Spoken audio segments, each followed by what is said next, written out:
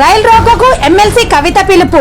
బీసీలకు 42% రిజర్వేషన్ల కోసం జూలై 17న రైల్ రోకోకు పిలుపునిచ్చారు జాగృతి అధ్యక్షురాలు కల్వకుంట్ల కవిత.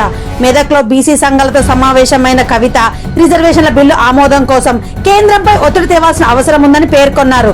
రిజర్వేషన్లు ఇవ్వకపోతే స్థానిక ఎన్నికలను కూడా అడ్డుకుంటామని ఆమె హెచ్చరించారు.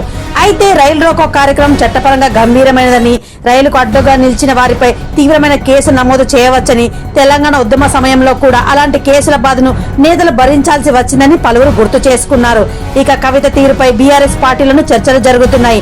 ఆమె స్వతంత్రంగా జాగృతి కేడర్ ఆధారంగా కార్యక్రమాలు నిర్వహిస్తుండటంతో పాటు పార్టీకి దూరంగా ఉన్నట్లు రాజకీయ విశ్లేషకులు భావిస్తున్నారు.